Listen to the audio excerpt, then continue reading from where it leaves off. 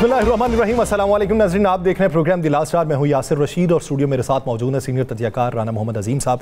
नाज़रीन, इस वक्त अगर मौजूदा सियासी सूरत हाल देखें तो पाकिस्तान पीपल्स पार्टी ने पाकिस्तान मुस्लिम लीग नून को बाकायदा हदफ़ तनकीद बना लिया। गुज़श्ता दिनों हमें ये मालूम पड़ा था कि दोनों के दरमियान पावर शेयरिंग के मामला जो थे वो तय पाए थे और उसके बाद ये जो लफ्ज़ी गोलाबारी थी इसके मध्यम होने के इम्कानात थे।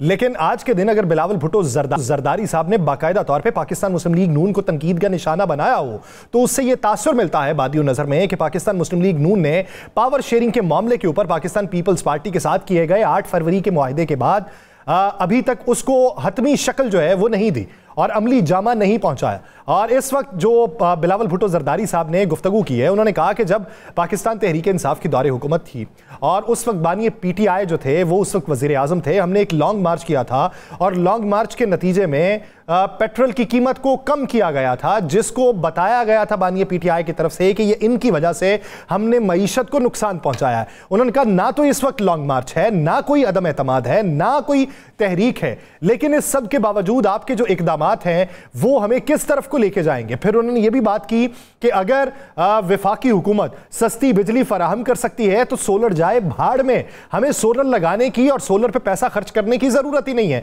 हम फिर सस्ती बिजली विफाक से ले लेंगे। बसूरत दीगर 2 माह का रिलीफ जो है वो 12 माह की तकलीफ के अंदर तब्दील हो जाएगा। तो ये जो बम्बार्टमेंट उनकी तरफ से की गई है इससे ये तासुर मिलता है कि पाकिस्तान पीपल्स पार्टी की पाकिस्तान मुस्लिम लीग नून से जो मामला हैं वो तय नहीं पाए। दूसरी तरफ अपोजिशन जमातों का इस वक्त जो रद्द अमल है उस पर बात की जाएगी। NA79 गुजरांवाला का जो हल्का है वहां पर रीकाउंटिंग में पाकिस्तान मुस्लिम लीग नून के उम्मीदवार जीत चुके हैं और उन्हें जीता हुआ करार दे दिया गया है। तो आने वाले दिनों में इलेक्शन ट्रिब्यूनल्स के अंदर जो दीगर केसेस लगे हुए थे उनका मंजरनामा क्या होगा, इस पर बात होगी और बैनुल-अक़वामी सतह पर पाकिस्तानी रवाबित के हवाले से बात होगी। राना साहब की तरफ बढ़ते हैं। राना साहब, क्या समझते हैं पाकिस्तान पीपल्स पार्टी और PMLN में बात क्यों नहीं बन रही? बिस्मिल्लाहिर्रहमानिर्रहीम। अस्सलातु वस्सलामु अलैका या सय्यदी या रसूलल्लाह, अस्सलातु वस्सलामु अलैका या सय्यदी या हबीबल्लाह, ताजदार ख़त्म नबुव्वत जिंदाबाद जिंदाबाद। बात यह है कि जी मरियम नवाज शरीफ, यासर साहब मैं जो आपको बात कहने लगो ये नोट कर लीजिएगा, मरियम नवाज शरीफ किसी सूरत में भी पीपल्स पार्टी को पंजाब के अंदर टका भी नहीं देंगी।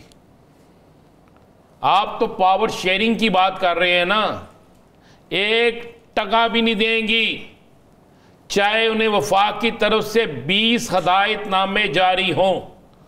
और मरियम नवाज शरीफ, मैं आपको फिर कह रहा हूं, अपने MPs को कुछ नहीं दे रही।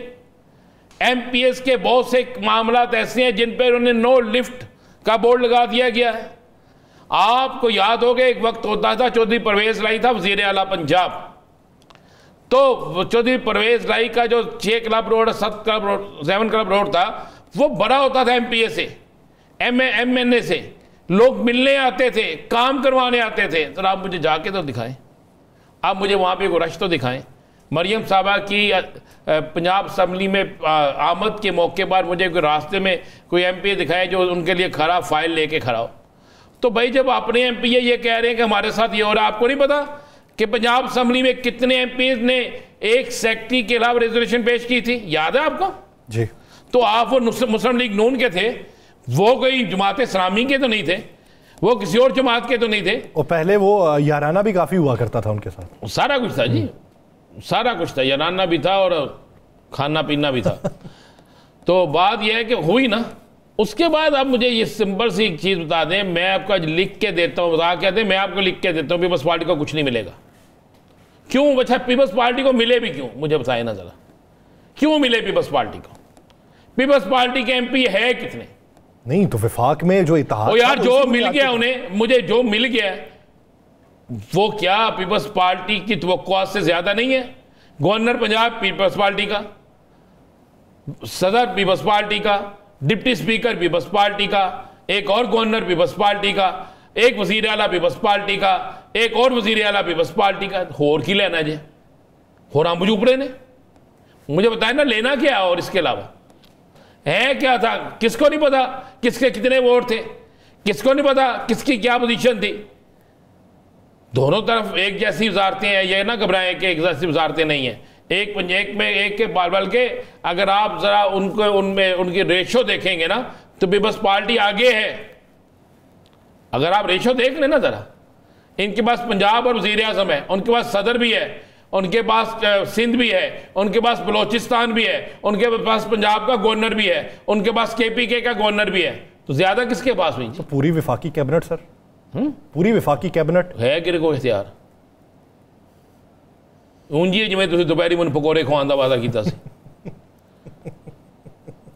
ये इसलिए ना, बात यह है कि क्या है पूरी वफाकी कैबिनेट जो है, इसीलिए तो है ना, गालियां किसको पा रही हैं? हलकों में कौन नहीं जा रहा? किन को हलकों में जाते हुए लोगों का सामना करना पड़ता है? PMLN वालों को। तो फिर तो ऐसे ही है ना। बाकी आपने बात की जी एक हलके की कि ट्रिब्यूनल क्या कर रहे हैं, भाई बात यह है कि पर्दा उठ गया है। मुस्लिम लीग नून जो चाहती है उस पे इलेक्शन कमीशन ऑफ पाकिस्तान फौरी गिनती करा देते हैं, और गिनती भी उस वक्त करवाई जाती है जिस वक्त उन्हें पता हो कि इसको जिताना है। मैं खुल के बात करता हूं, कोई इस पर डबी चुबी नहीं है।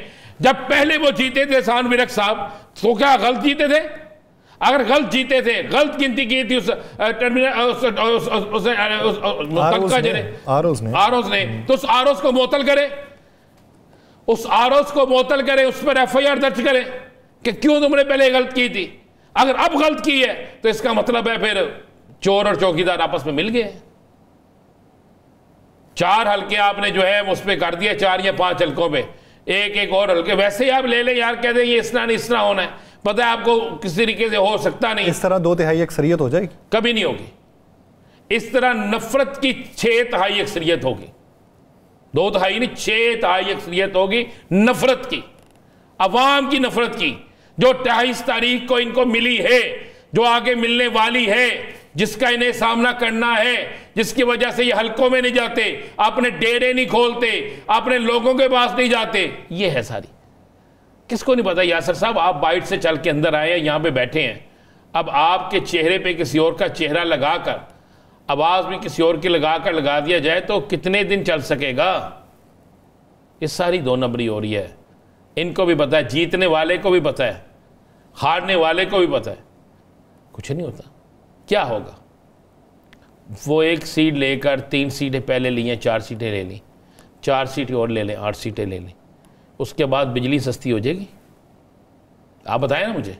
कथई तौर पे नहीं। गैस सस्ती हो जाएगी, IMF कर्जा दे देगी, सऊदी अरब पाकिस्तान को बगैर किसी चीज़ के, हालांकि हमेशा वो बगैर किसी चीज़ के सऊदी अरब देता है, लेकिन अब इनकी हरकतें ऐसी हैं, तो क्या चाइना आपको यहाँ पर बहुत बड़ी इन्वेस्टमेंट कर देगा?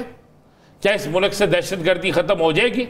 क्या इस मुल्क से नफरत की फ़ज़ा ख़त्म हो जाएगी?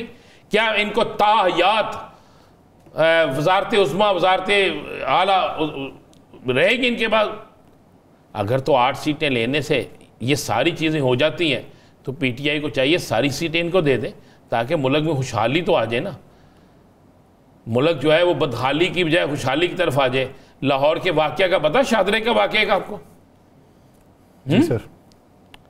तो वो किस पे पर्चा होना चाहिए उसके FIR? वैसे इस्लाम के रूह से, इस्लामी हम रहते हैं इस्लामी जमहूरिया पाकिस्तान, और पाकिस्तान का मतलब क्या? ला इलाहा इल्लल्लाह मुहम्मद रसूलुल्लाह सल्लल्लाहु अलैहि वसल्लम।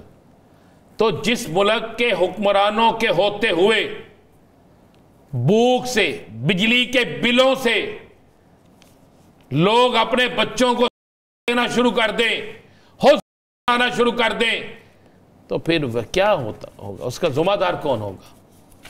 अगर किसी जगह कोई भूख की वजह से चोरी करता है ना, उसका हाथ नहीं काटा जाता, हक में वक्त का चाहिए कि तेरे दौर में यह कैसा हुआ, क्यों भूख ऐसी हुई, क्यों भूख की वजह से चोरी करना पड़ी, क्यों बेरोजगारी हुई, क्यों बच्चों को मारना पड़ा। मुझे ऐसे 3 वाकयात जो है ना, माजरत से, फिर लोग कहते हैं कि आप बड़ी साइड लेते हो, साइड नहीं लेता, मैं हकाइक बयान करता हूं। 3 वाकयात मुझे गिना दे जो इमरान खान के दौर में हुए हों। कोरोना में भी लोगों ने मौजें की हैं, कोरोना में भी कारोबार चले हैं, बाजारों में ईद का रश नहीं खत्म हुआ। किसी के घर में अगर किसी ने कारोबार बंद किया है, कोई रेडी वाला रेडी नहीं लगा सका, तो उसके घर में भी 12,000 पहुंचा है, पैसे मिले हैं। यह नहीं हुआ कि यूटिलिटी स्टोर बंद कर दो जी, जरा प्रॉफिट आता है, यह नहीं हुआ कि फलां अदारा बंद कर दो, ये नहीं हुआ कि फलां को फलां कर दो, फलां को फलां कर दो। तो आप इन 4 सीटों से, 6 सीटों से, 10 सीटों से कोई फ़र्क नहीं पड़ेगा। और बिलावल साहब ने जो कहा है ना, बिलावल साहब भी बादशाह आदमी है, ठीक कहा उन्होंने। ये वैसे तो जब तक इनके दरमियान एल्फी है ना, एल्फी, वो जो तीसरा बंदा था ना, वो एल्फी था, तीसरे जिसने इनको जोड़ा हुआ है, वो एल्फी की तरह जोड़ा हुआ है। तीसरा कौन है? वो कौन है पूछते पूछते चले गए लोग।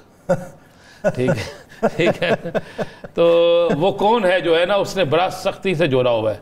अब ये लैदा होंगे तो जिस्म का मास जो है ना, मास वो काफ़ी ख़त्म होगा ना। तो मास कौन चाहेगा कि मेरा मास कट जाए? मुझे बता देना। ये बम्बारमेंट जो है ये फ़ायदा नहीं देगी?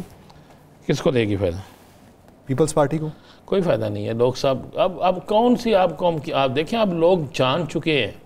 इस सोशल मीडिया ने इतनी लोगों को अवेयरनेस दे दी है, और ये टीवी पे बैठे आप मेरे जैसे नकम्मे लोगों ने भी लोगों को कुछ अवेयरनेस दे दी है कि अब लोग जो है ना वो समझ गए। लोगों को सब समझ है कि 2 दिन पहले वो हंसते हुए मुस्कुराते हुए चेहरों के साथ इनको देखते हैं, इनके शाइये भी देखते हैं, इनको टीवी पे बैठे भी देखते हैं, फिर उनकी करारदादों में इनकी हाँ में हाँ मलाई हुई भी देखते हैं, उनकी पेश की रेजोल्यूशन में इनकी हाँ भी देखते हैं, सेनेट के अंदर उनके पेश की हुई करारदादों पे इनके हाथ इस तरह खड़े किए हुए भी देखते हैं। तो लोग पागल हैं, लोगों को नहीं पता। बात यह है कि यह ऐलान होता है कि 14 रुपये सिंध और पंजाब दोनों में माफ़, तो देखते आप जनाब होता कि वाह वाह वाह वाह वाह क्या कमाल हो गया। मैंने आपको याद रखा मंदोखेल साहब ने क्या कहा था, मरियम साहिबा को क्या कहा था, फॉर्म 47 पर, शहबाज शरीफ को भी यही कहा था, नवाज शरीफ को भी यही कहा था, ठीक है। उसके बावजूद क्यों ये फॉर्म 47 वालों के साथ बैठते हैं, क्यों उनकी हमायत करते हैं? एक ही चीज़ है, नहीं जी जमहूरियत को खतरा है। अवाम खतरा नहीं कहा, अवाम भूख से मर रही है, ये खतरा नहीं है। इस मुल्क का सत्यानाश करके रख दिया इन लोगों ने, ये खतरा नहीं है। तो यासर साहब अपनी जमात को समझाएं जाके। मेरी जमात होती तो समझ चुकी होती। आपकी जमात मुझे समझा चुकी होती। फिलहाल आप एक चीज़ ज़हन नशीन कर ले, ये एक नूरा कुश्ती है, ये म्यूज़िक इसी तरह चलता रहेगा। इसी नूरा कुश्ती में मौलाना का किरदार ख़त्म हो गया, दोनों तरफ का ही है, ख़त्म हो गया। मैं आपको ये भी खबर दे दूँ, मौलाना साहब के पास कितने MNA? मौलाना साहब की गिने चुनी नशिस्तें हैं सिर्फ 6 है ना। हाँ, तो 8 लगा लें। वो तो सेनेटर भी नहीं बना सकते है ना। 8 लगा लें। एक क्या डबल क्या 2-2.5 अक्सरियत हो जाएगी उनके जाने से? ऐसे ही ना हमारे भी तजियाकारों ने, मैं कह रहा हूँ कमाल के तजियाकार है हमारे, और सुबह से लेकर शाम तक मौलाना साहब की डील हो गई उधर, मौलाना साहब उधर जा रहे हैं, मौलाना साहब नूर आलम खान साहब जो हैं वो एक करारदाद पेश करेंगे, सब जमीयत उलमा इस्लाम उसकी हिमायत कर दे हिमायत। क्या 2-2.5 अक्सरियत हो गई?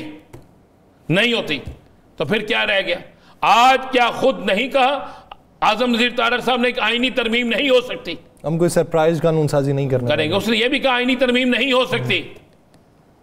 तब तुम्हें तो टाइम खत्म हो रहा है भाई, खत्म हो रहा है टाइम, मैच के आखिरी ओवर चल रहे हैं। ये ब्रेक हुई है बीच में ना, ड्रिंक पानी की ब्रेक हुई है, वो ब्रेक ये 15 मिनट की कर लें, ये 20 मिनट की कर लें, लाइट बीच में चली जाएगी, फिर लाइट दोबारा जलाते जलाते आधा घंटे की कर लें, इतना ही है, इससे आगे नहीं है। इसके बाद किसी की अच्छी इनिंग की उम्मीद नहीं है। इनमें से किसी की नई इनिंग्स तो हो सकती है, हमेशा लोगों ने खेली अच्छी, क्यों नहीं खेली? लाजमी तो नहीं है बांग्लादेश से एक मैच आने के बाद दूसरा मैच भी आना है। बांग्लादेशी मॉडल तो कामयाब नहीं हुआ, मैच कामयाब हो गया। मैच कामयाब हो गया जी, मैं कमाल है। और मैं तो आज देख रहा था, मेरा ख्याल है वो बेचारा अपने घर नहीं गया। कौन? वो जो तगमा जीत गया है अरशद, घर गया है अपने अभी तक? जाता है कभी कभार बीच में। छट देने उन्होंने छट देने। क्यों, क्या हुआ? मुझे लगता है वो बेचारे ने कभी ना कभी बुलाई रख देना, अच्छी बात है। हाँ। मुझे लगता है उसके ऊपर भी चेक रख दिया है कि तेरे से कोई तरीके इंसाफ का ना मिल ले, तेरे मुंह से कोई सच्ची बात ना निकलवा ले, ऐसा चेक रखा हुआ है। ऐसा ही चेक ये कौम पे रखते, ऐसे चेक अपने वजीरों पे रखते, ऐसे चेक जो है अपने ब्यूरोक्रेट्स पे रखते, भाई मुल्क ठीक हो जाता, बिल्कुल ठीक हो जाता। लेकिन उन्होंने कसम खाई हुई नहीं करना। और यार मुझे एक बात बताएं ना यासर साहब, पूरे लाहौर में बैनर लगे हुए हैं, मैं तो देख के बड़े सेहतमंद पंजाब तो मियाँ साहब लंदन जा रहे हैं सेहत लैन, इतने की नहीं लगता। ये आपका जो स्पेसिफिक सवाल है ना, इसी का जवाब हम जानेंगे। एक ब्रेक लेते हैं, अली गौहर बलोच साहब हमें ज्वाइन करेंगे। नाज़रीन ब्रेक के बाद वापस आती नहीं जाएगा, स्टे विद अस।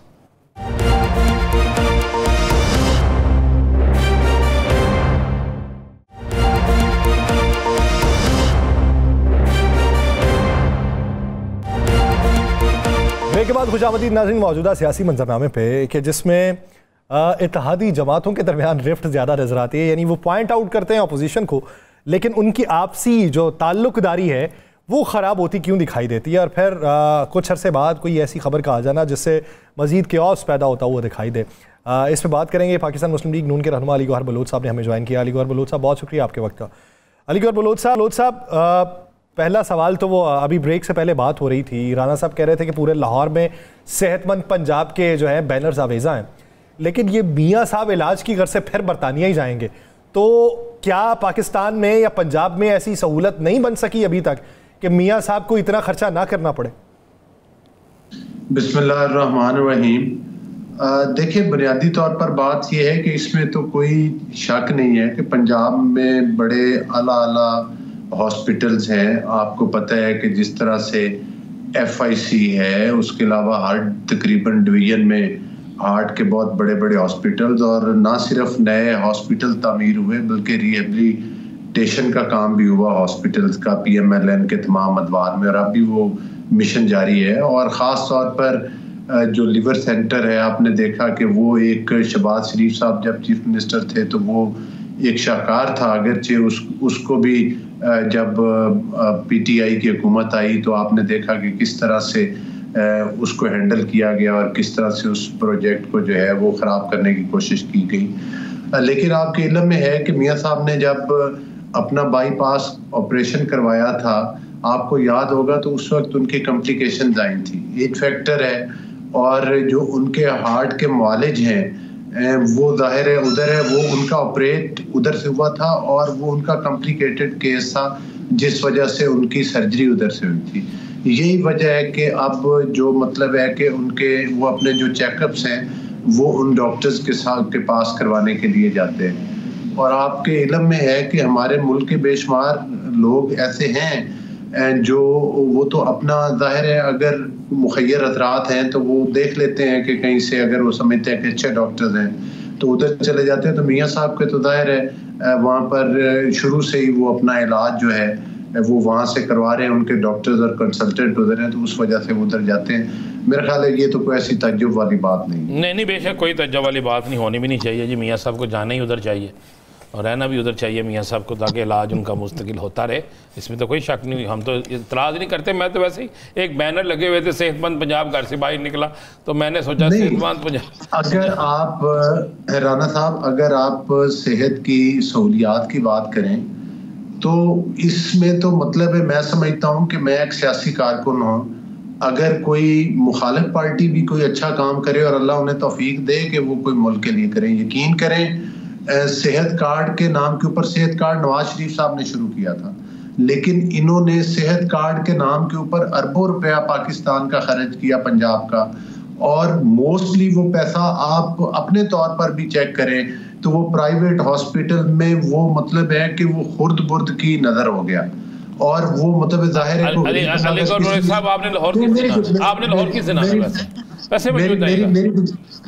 गुजारिश सुन ले, मैं लाहौर तो हर हफ्ते चक्कर लगता रहता है। आपने जिस दिन लाहौर आना है ना, मैंने आपको लाहौर के तमाम अस्पतालों में लेके जाना है, तमाम अस्पतालों में, ठीक है?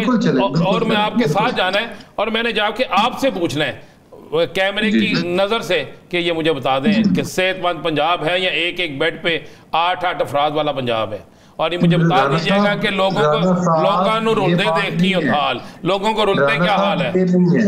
राना साहब ये बात नहीं है, मैं आपकी इस बात से इत्तेफाक करता हूँ। हमारे जाहिर है मुल्क की और हमारे सूबों की आबादी ज्यादा है, अभी भी हमारे सेहत की सहूलतें उस तरह से नहीं है कि जिस तरह से आप कहें कि आबादी के लिहाज से हम उसमें मतलब है कि वो सारे टारगेट्स अचीव कर लिए। लेकिन बात यह है कि जो उसमें लगातार मेरी अपनी तहसील है, जो मेरी तहसील हेडक्वार्टर में हुकूमत तो PTI की भी रही है ना, इनके दौर में शहबाज शरीफ साहब ने वहां पर नए ब्लॉक्स बनाए अपने, जब वो वज़ीर आला थे वहाँ पर बेड्स की तादाद की बढ़ी, लेकिन मेरे मुखालफिन की जो पार्टी थी उन्होंने तो 1 टके का काम नहीं किया अपने एतबार में के अंदर, कोई तो काम करते।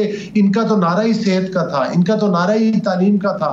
मुझे बताएं कि इन्होंने कितनी यूनिवर्सिटीज बनाई, वो शहबाज शरीफ साहब के दौर में बनी, PMLN के दौर के अंदर बने, जितने बड़े बड़े हॉस्पिटल्स बने वो बने।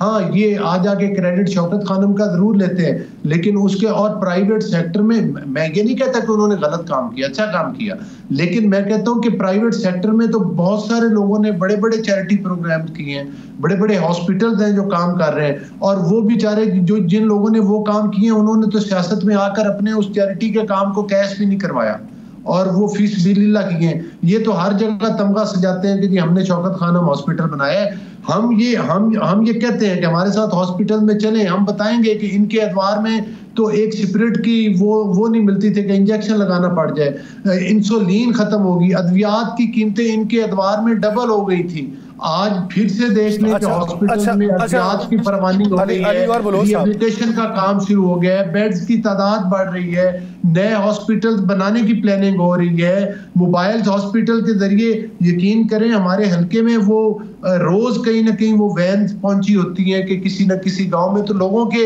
बड़े खुशकिस्मत है अलीगढ़ भाई साहब, आप बड़े खुशकिस्मत, आपका हल्का बड़ा खुशकिस्मत है। लाहौर वाले भी ना कोशिश करने हैं, हम लाहौर वाले कोशिश करते हैं कि हम लाहौर वाले भी ना आपके पास आ जाएं, कोशिश करते हैं वहाँ पे जगह भी सस्ती मिल जाएगी। नो डाउट, देखें वो तनकीद जाहिर है आपकी देखें, आपकी मुस्बत तनकीद से हम बहुत कुछ अपना ठीक करते हैं और उसकी ज़रूरत भी होती है, लेकिन मैं साथ ही साथ ये कहूँगा कि जो आप ज़रूर विजिट करें और कंपैरिजन करें कि हमारे एतवार में क्या हुआ है और इनके एतवार में क्या हुआ है। ये तालीम का नाम लेते थे, इन्होंने 4 साल गुजारे, मुझे बताएं कि किसी स्कूल में एक चपरासी भर्ती किया है? PMLN के अगर सारी बातें मान ली जाएं, छोड़िए तादाद में मेरिट के ऊपर टीचर भर्ती हुए और आप फिर भर्ती होने जा रहे हैं। सर सवाल ये कि पाकिस्तान तहरीक इंसाफ को छोड़ दें, हमें छोड़ दें, आपके इत्तेहादी पाकिस्तान पीपल्स पार्टी वाले हैं, आप सेहत के निज़ाम की बातें कर रहे हैं। बिलावल भुट्टो जरदारी साहब ने कराची की एक तकरीब के अंदर पिछले हफ्ते ये बात की थी कि अगर सेहत के निज़ाम को अडॉप्ट करना है ना, तो पंजाब जो है वो हमें बुलाएं, हम वहाँ पे आते हैं, हम उनको बताते हैं कि सेहत का निज़ाम कैसे होता है, हॉस्पिटल्स कैसे चलाए जाते हैं। अगर वो हमारा ताउन लेना चाहे तो हम ताउन फराहम करने को तैयार हैं। अब उनको जवाब अगर उनकी बड़ी मेहरबानी है, उन्होंने मतलब है कि ये ऑफर की है और हमारी तरफ से भी ऑफर उनको बिल्कुल ऐसी होती हैं। अगर हम समझेंगे कि वाकई हम सिंध से पीछे हैं और हमें उनकी रहनुमाई की ज़रूरत है, तो हम बरमला उनसे रिक्वेस्ट करेंगे आए, और वो रूरल सिंध के अंदर और रूरल पंजाब के अंदर जाकर ज़रूर कंपैरिजन कर लें। इनके मतलब है कि पंजाब के हॉस्पिटल्स किस तरह से चल रहे हैं, अर्बन एरियाज में भी चल रहे हैं, सिंध के साथ भी करें। देखिए, हम वो पॉलिटिकल पार्टीज हैं जो अलग इलेक्शन मैनिफेस्टोज रखते हैं, एक दूसरे के मद्दे मुकाबले इलेक्शन कॉन्टेस्ट करते हैं। जाहिर है सियासी तौर पर इस तरह तो नहीं है कि ज़बानें मतलब है कि बंद हो गई हैं, एक दूसरे पर तनकीद भी करते हैं, साथ इकट्ठे चलते भी हैं। तो जाहिर है कि ये एक पॉलिटिक्स है, इसमें मतलब ये नहीं कहा जा सकता कि बिलावल साहब ने वो बात क्यों कर दी या मरियम साहिबा ने क्यों कर दी या शहबाज शरीफ साहब ने क्यों कर दी। लेकिन आज जो बिलावल साहब ने कहा है, उन्होंने कहा है जी कि अगर इसी तरह सस्ती बिजली ही देनी है तो विफाक हमें दे दे, हम अपना सोलर सिस्टम वाला कारोबार जो है वो बंद कर देते हैं जो हम आवाम के लिए करना चाह रहे हैं, हम लोग विफाक से सस्ती बिजली ले लेते हैं। वो कहते हैं 2 महीने का रिलीफ देके 12 महीने की तकलीफ बर्दाश्त करनी है। ये कौन सी मंतिक है आप लोगों की कि ना कोई लॉन्ग मार्च चल रहा है, ना कोई तहरीक चल रही है, उसके बावजूद आप इस तरह के इकदाम उठा रहे हैं? मैं बिल्कुल, ये देखे ना, ये आपने बड़ा मौजूद तरीन सवाल किया है और बिलावल साहब के पॉइंट का मैं वो जाहिर है वो मैं तो समझता हूँ कि वो एक पार्टी के लीडर हैं और जाहिर है मैं तो एक सियासी कारकुन हूँ, लेकिन मैं इतना ज़रूर अर्ज करूँगा बिलावल साहब की खिदमत में आपके प्रोग्राम की वसातत से कि अगर जो 2 महीने का रिलीफ मिला है वो मरकज़ ने नहीं दिया, पंजाब ने दिया। दूसरी बात यह, उन्होंने सोलर सिस्टम की बात की है, तो सोलर सिस्टम इसके बावजूद के 2 महीने का रिलीफ दिया है, सोलर सिस्टम भी ला रहे हैं और उसकी पॉलिसी भी दे दी है, दोनों काम कर रहे हैं, सोलर सिस्टम भी ला रहे हैं, 2 महीने का रिलीफ भी दे रहे हैं। और तीसरी बात यह है कि इंशाअल्लाह ताला मरकज के लेवल पर भी ये प्लानिंग हो रही है कि पूरे मुल्क में बिजली की कीमतों में लोगों को रिलीफ दिया जाएगा। जब वो अनाउंसमेंट होगी तो वो चारों सूबों के लिए यकसा होगी, वो किसी एक सूबे के लिए नहीं होगी। तो जाहिर है अब अगर बिलावल साहब समझते हैं कि उनकी हुकूमत को 2 महीने का रिलीफ नहीं देना चाहिए तो वो बेहतर समझते हैं, लेकिन हम तो ये समझते हैं कि 2 महीने का रिलीफ भी काफी होता है। बिजली के बिल है और आपने देखा है कि 14 रुपए यूनिट, मैं समझता हूं कि उसको पूरे पंजाब ने अप्रिशिएट किया है। हाँ, हमारी पॉलिटिकल वो पार्टी जो हमारे साथ चल रही हैं, अगर उनको वो पसंद नहीं आया, लोगों को तो हमारी सस्ती रोटी देना भी पसंद नहीं आई, लोगों को तो हमारा सस्ता आटा देना भी पसंद नहीं आया, लेकिन हमने तो अपना काम जारी रखा। अली गौहर बलोच साहब, 1 माह पहले ऐलान किया या आप 20 दिन पहले ऐलान किया कि 14 रुपये फी यूनिट कम कर दिया गया, बहुत बड़ा रिलीफ दिया, कोई शक नहीं आपने।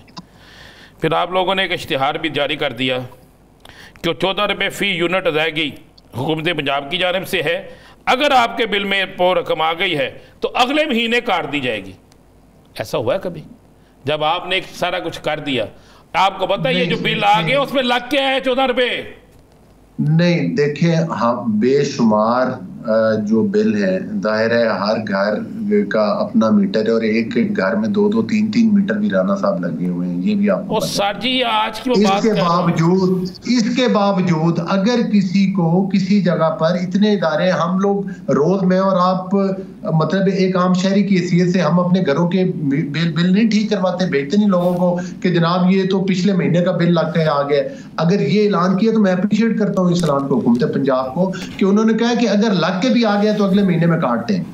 तो इसका या कोई इस सहूलत से मुस्तफीद नहीं हो सकता। इसका मतलब है कि हम केसेस को एड्रेस कर रहे हैं, अगर किसी को रिलीफ नहीं मिला तो उसको भी देने माजरत से मुझे दो बिल दिखा दें जिसमें रिलीफ है। मैं अगले कल का प्रोग्राम फिर रख लेते हैं, 2 बिल मुझे दिखा दीजिएगा। आपने कहा ना किसी किसी को है, मुझे कल 2 बिल आप दिखा दीजिएगा तो 100 बिल मैं ले आऊंगा। आप मुझे इजाजत दे दीजिए, कल दोबारा प्रोग्राम। ठीक है, यानी आप बात दोनों तरफ से, दोनों अतराफ में जो की जा रही है उसके अंदर इबहम तो बहुत से मौजूद हैं, लेकिन इसमें से ये इबहम का नुक्ता कब निकलेगा इसको देखना है। बहुत शुक्रिया अली गौहर बलोच साहब इस हवाले से अपना वक्त देने के लिए। नाज़रीन, दीगर इश्यूज़ पे बात करेंगे शॉर्ट ब्रेक के बाद, कहीं नहीं जाएगा। Stay with us.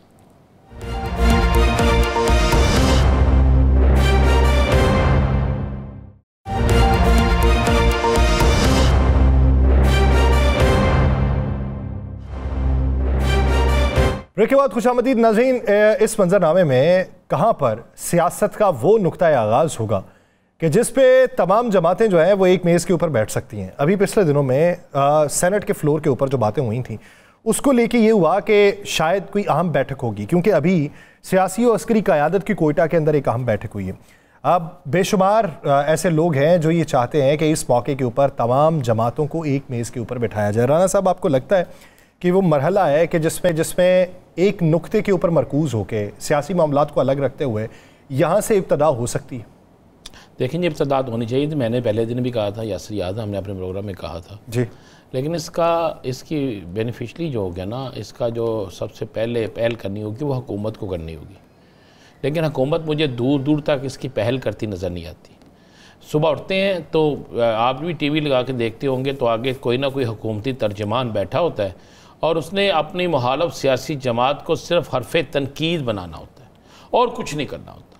कि हरफ़े तनकीद बनाना है तो यार उन दहशत गर्दों को बनाओ, हरफ़े तनकीद बनाना है तो उन कुव्वतों को बनाओ जो पाकिस्तान के ख़िलाफ़ काम कर रही हैं, हरफ़े तनकीद बनाना है तो उन लोगों को बेनकाब करो जो पाकिस्तान की सालमियत पर हमला आवर है, जो पाकिस्तान के अंदर दहशत गर्दों को सपोर्ट करते हैं, जो पाकिस्तान के अंदर दहशत गर्दों के कैंपों को पैसे देते हैं, इनके अंदर सही की उनकी है, जो NGOs यहाँ पर गैर मुल्की कुव्वतों के कहने पे काम कर रही हैं और ख़ासकर बलोचिस्तान और KPK और सिंध के अंदर काम कर रही हैं, उनको पूछो कि वो किस तरीके से हमें हमारे नौजवानों को, तुलबा को वर्गला रहे हैं। लेकिन यहाँ पे यासर साहब, इन हालात के बावजूद भी बलोचिस्तान जैसे सानहा, जिसके बाद एक ऐसी सूरत हाल पैदा हो गई कि एक तफरका पैदा करने की कोशिश की गई, एक सूबाई असबियत पैदा करने की कोशिश की गई, उसको किसने रोका? उसको पाकिस्तान के मीडिया ने रोका, उसको आप और मैं और सब लोगों ने रोका और उसके रोकने की कोशिश की जा रही है। ये आज सबसे पहले हुकूमत बेनिफिशरी होती है। हुकूमत को चाहिए कि वो एक दावत दें, हुकूमत को चाहिए कि कुछ नहीं, 1 हफ्ते के लिए, 2 हफ्ते के लिए तालाबंदी कर लें, ज़ुबानों की ज़बाबंदी कर लें, ताले लगा लें, 1-2 हफ्ते के लिए तोपों के रुख जो है ना वो उन दहशत गर्दों की तरफ, उनके सरपरस्तों की तरफ, उन ममालिक की तरफ जहां से ये सारा कुछ हो रहा है उस तरफ कर दें, और एक दफा सबको इकट्ठे करके एक पूरी दुनिया को एक मैसेज दे दें कि नहीं भाई हम एक हैं, हमने जो मर्जी हो जाए इस वतन के लिए एक हैं। और फिर जो उस मुज़ाकरात से भागे, जो उस मुज़ाकरात में शिरकत ना करे, जो इसका हिस्सा ना बने, फिर आप उस पर हरफ तनकीद करें, फिर आप उनके साथ लड़ें, फिर आप उनके खिलाफ जो कर सकते हैं करें। फिर आपके पास हर चीज मौजूद है, हर ताकत मौजूद है, हर कुव्वत मौजूद है, फिर आप इस्तेमाल करें। फिर क्यों नहीं करते? फिर आपको करना चाहिए ना, करने के बाद फिर ये होना चाहिए, एक बार ये बंद कर हो गया, फिर सारा कुछ करना चाहिए आपको। जब आप करेंगे नहीं, आपको ऐसी चीज सामने नहीं लाएंगे, तो फिर आप किस तरफ जाएंगे?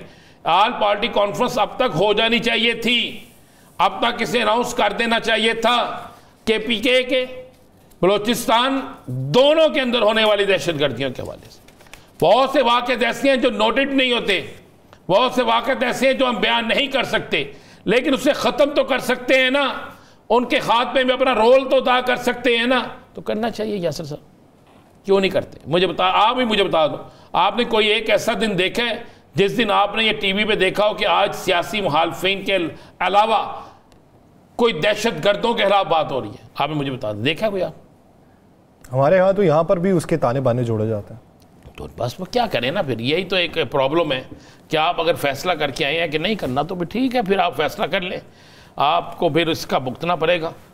और हम तो भुगतने के लिए तैयार नहीं है, इसलिए नहीं तैयार, हम मर भी जाएंगे, हम जान भी दे देंगे, क्योंकि हमें अपने वतन से ज़्यादा अजीज़ कोई नहीं है।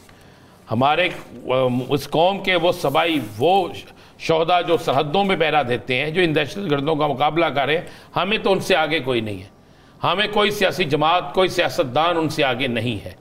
तो फिर इन सियासतदानों को अब सोचना चाहिए कि अगर ये ना बदलें, इन्होंने अपनी रवश ना बदली, तो फिर शाह यासर साहब आप एक सूबे में 101 मीटिंग कर लें, दूसरे सूबे में 200 मीटिंगें कर लें, तीसरे सूबे में 300 मीटिंगें कर लें, कोई फ़ायदा नहीं होगा जब तक आप तमाम सियासी जमातों को एक प्लेटफॉर्म पे खड़ा नहीं करते, एक प्लेटफॉर्म पे सब इकट्ठी नहीं होती और मिलकर एक नारा नहीं लगाती कि सबसे पहले पाकिस्तान, उस वक्त तक कुछ नहीं हो सकता। अच्छा राना साहब ये बताइए, ये बयानात किधर से आते हैं? बानिए PTI ने कहा मैं खुद कैद में हूँ, डर छोड़ें, बाहर निकलें, गिरफ्तारियाँ दें।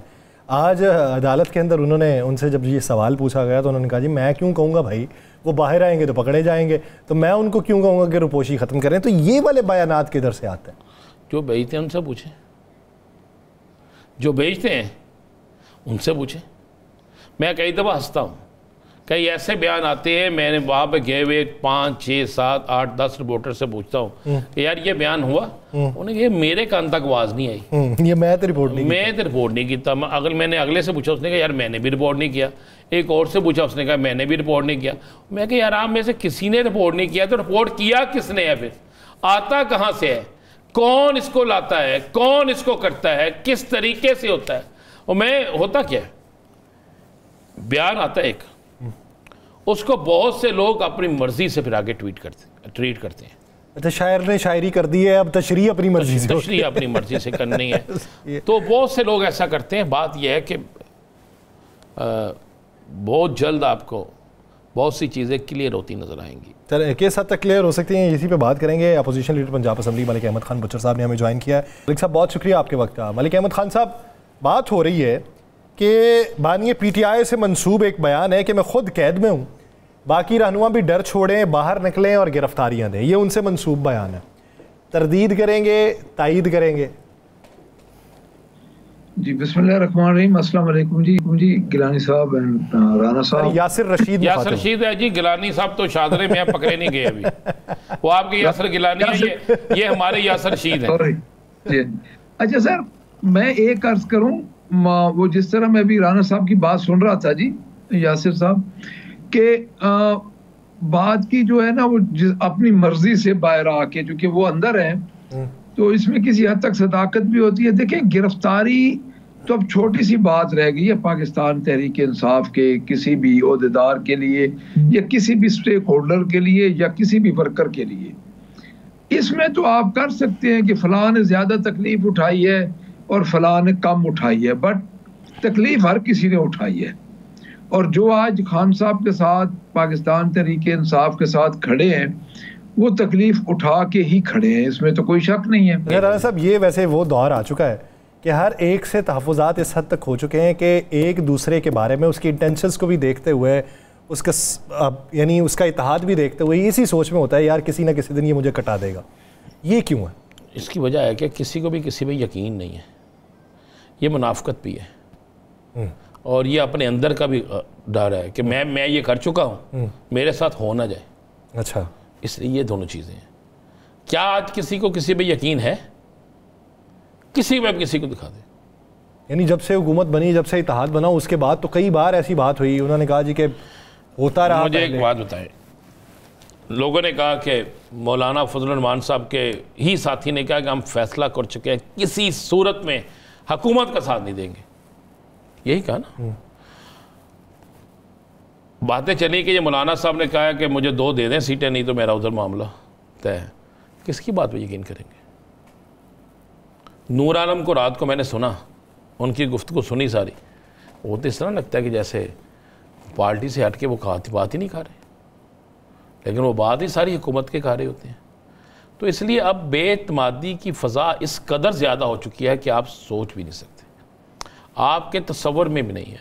यहाँ पर तो ये नहीं पता कि सगा भाई जो है, आपने मियाँ साहब के साथ नहीं देखा बेचारों के साथ क्या हुआ है। वज़ीर आज़म बनाने के लिए आपने उनको बुलाया, कबूतर उनके हाथों से उड़वाए, ठीक है, तकरीरें उनके हाथों से करवाई, आंखों से आंसू उनके बहे और सारा कुछ उनसे करवाया आपने। सख्त सर्दी में बेचारे ननकाना साहब भी गए जलसा करने, सारा कुछ आपने उनसे कराया और बाद में पता चला कि जनाब एडे खो चलो तुसी, पता चला कि भाई दूसरा वज़ीर आज़म बन गया। नहीं हुआ ये, बताएं यार, नहीं हुआ ये। हुआ तो फिर अब उसमें मंशा शामिल थी या नहीं थी? ये मंशा की बात छोड़ें आप। अच्छा वजीर आजम के एक दिन पहले वजीर आजम का इश्तिहार किसका लगा? दिलों के वजीर आजम। दिलों के वजीर आजम। किसके? दिलों के। 2-3 दफा कहिएगा। दिलों के वजीर आजम, दिलों के वजीर आजम सर। अच्छा मैंने सुना वो दिलों के वजीर आजम हो गए ना, तो अब उनके दिल में दर्द उठ गई है, उसी दिल का इलाज कराने क्योंकि रश ज्यादा पड़ गया ना, रश ज्यादा पड़ गया, मरी में पड़ गया रश, दिल में रश ज्यादा पड़ गया सर, तो इसलिए वो तकलीफ। तो फिर आप अंदाज़ा लगा लेना, जहाँ पे भाई सका ये कह दे एक मीटिंग में, और ये मुझे बड़े सीनियर जर्नलिस्ट ने कहा कि जब हमने पूछा मियाँ साहब वज़ीर आज़म तो आप बनने आ रहे थे, तो उन्होंने कहा मन्नू की गल पूछी तो छोटे ने पूछो ना। और जब ये बातें होना शुरू हो जाएं और जब ये सिलसिला चलना शुरू हो जाए तो फिर किस तरह आप तसव्वुर कर सकते हैं, किस तरीके से आप सोच सकते हैं कि ये हो। जिस मुल्क के अंदर बाई को बाई पे एतबार ना रहे, मैं आपको नवाज शरीफ की एक सिंपल सी मिसाल दे दी है कि वज़ीर आज़म बनने आए, बड़े भाई बन गए छोटे भाई, आप इसी तरह आगे चलते जाएं ना, बाकी लोगों से भी करते जाएं। वज़ीर आज़म के उम्मीदवार थे बिलावल भुट्टो साहब, सदर बन गया असफ अली जरदारी साहब, नहीं हुआ ये। वज़ीर आला के उम्मीदवार थे हमजा शहबाज शरीफ साहब, वज़ीर आला बन गई मरियम नवाज शरीफ साहब। क्या ये ऐसा नहीं हुआ? दिल के फफोले जल उठे सीने के दाग से, इस घर को आग लग गई घर के चिराग से। तो मुझे बताए ना, जहाँ पर खूनी रिश्तों में ये हो जाता है तो फिर आप यहाँ फिर बातूनी रिश्तों में तो कुछ भी हो सकता है, कुछ भी हो सकता है जी, बिल्कुल कुछ भी हो सकता है। मुझे मैं पूछना था, मैंने कोशिश करे गौर साहब सब यही पूछना, मियाँ साहब जा कब रहे हैं? आप भी राब्ता कटने के बाद नहीं, मैंने अगला सवाल यही पूछना था, कसम ले ले उनसे। मैंने तो भी अगला सवाल पूछना था कि आपका हाथ नहीं पड़ता था कि सुप्रीम कोर्ट ने आपको जवाब दे दिया, उधर NA-79 वाला तो जीत गया। जवाब इनको ही हुआ ना पिछले 1.5 हफ्ता पहले, उन्होंने कहा जी दोबारा नहीं हो सकती गिनती, काम खत्म। नहीं, ये भी जो गिनती हुई है मुझे बताएं, बात है यार करने वाले बड़े मेहरबान है इलेक्शन कमीशन साहब, बड़े मेहरबान आदमी हैं। मैं कह रहा हूँ कि मेरे पास अगर अवार्ड देने का हक हो ना, तो मैं कुछ 27-28 अवार्ड इकट्ठे दे दूँगे, इतने अवार्ड दे दूँ कि इनसे उठाए ना जाए। मिसाल के तौर पे कौन कौन से? मिसाल के तौर पे कौन कौन से? वार्ड 47, अच्छा, वार्ड 48, अच्छा, वार्ड 49, 50, उसके बाद अवामी लान तयान जो अवामी हो रही है उसका भी वार्ड दे। ब्रेक लेनी है जी मुझे, ब्रेक के बाद वापस आता हूँ जी, इसी के ऊपर सियासी मंजरनामे के ऊपर, कहीं नहीं जाएगा इससे।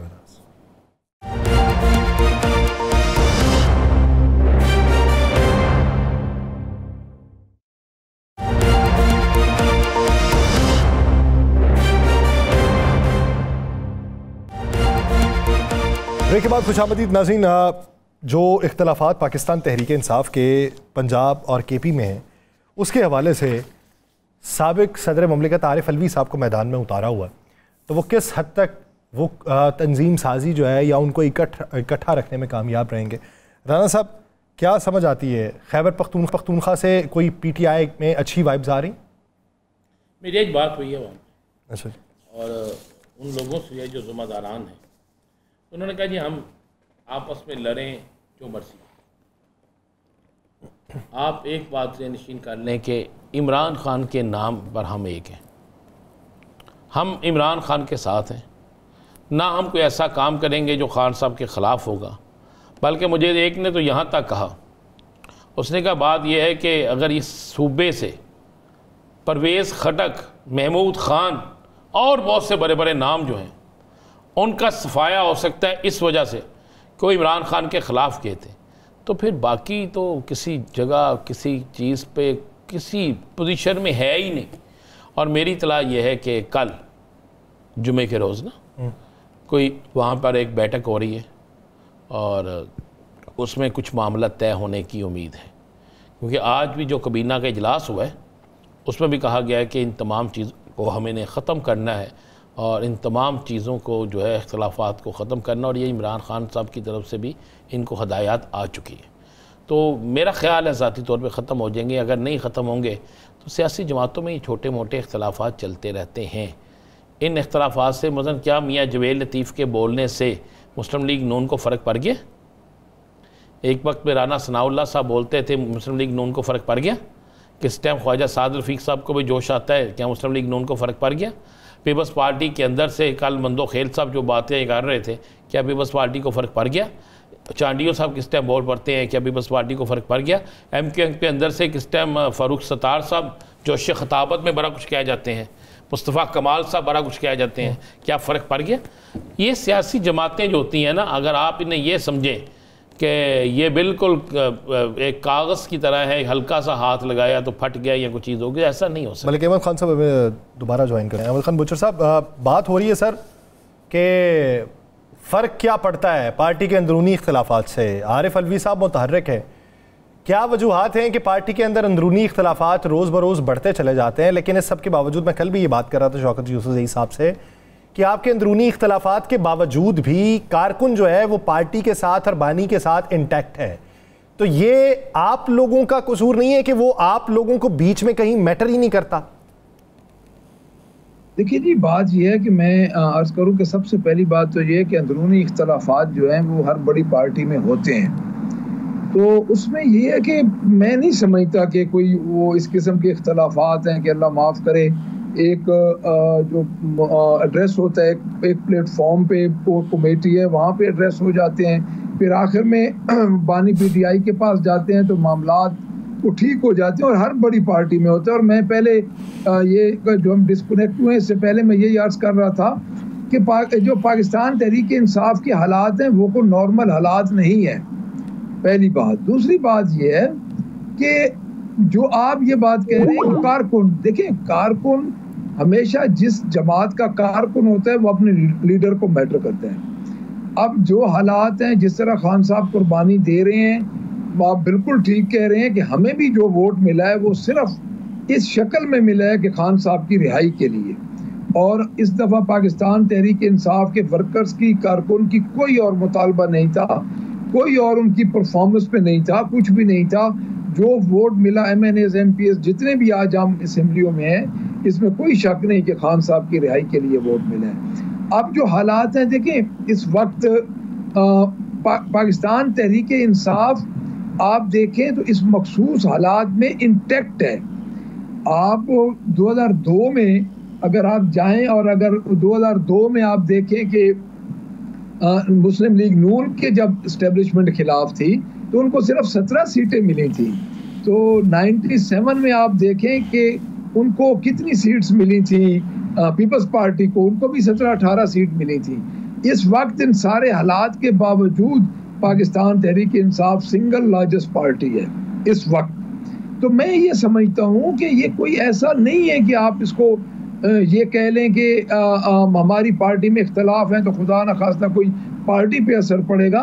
पार्टी में एक इख्तलाफ राय है जो कि हर जगह पे चलती रहती है। तो मेरा नहीं ख्याल कि इस तरह कोई ये काम चलेगा कि कोई खुदा न खास्ता पार्टी को टूट रही है।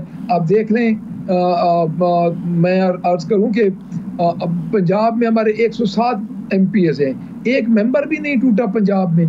तो मैं कैसे कह सकता हूं कि पार्टी कोई अल्लाह माफ करे। अच्छा मलिक साहब, ये तो बताइएगा कि पिछली दफ़ा तो आप लोगों ने ठोकर न्याज बेग से रवानगी की कोशिश की और आप ना रवाना हो सके, जलसा भी कैंसिल हो गया, सबकी इज्जत बच गई। तो इस दफ़ा भी आप जुलूस के साथ जाएंगे या पहले ही पहुंच जाएंगे? देखिए जी, बात एक तो मैं आपको क्लियर कर दूं कि वहाँ पे लोग हमारे इकट्ठे हो गए थे, और दूसरी बात ये है कि तो तंजीम का मामला थे, और इंशाअल्लाह ताला स्ट्रेटजी अब यही बनी है कि हमने इस्लामाबाद पहुँचना है।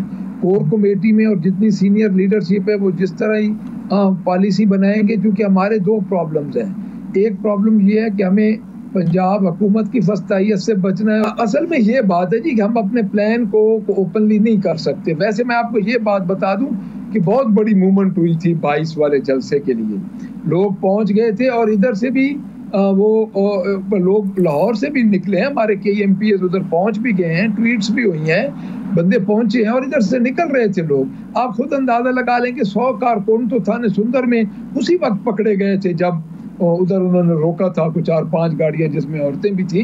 तो ये मैं समझता हूँ कि ये कोई ऐसी बात नहीं है। जब देखिए जलसा क्या होता है ऑपोजिशन के लिए, जलसा यही होता है कि आप ये समझें कि मूवमेंट, आप एक मूवमेंट करते हैं, वर्कर्स मोबिलाइज होते हैं, तो वो तो मोबिलाइज पूरे पाकिस्तान पंजाब में हो गए।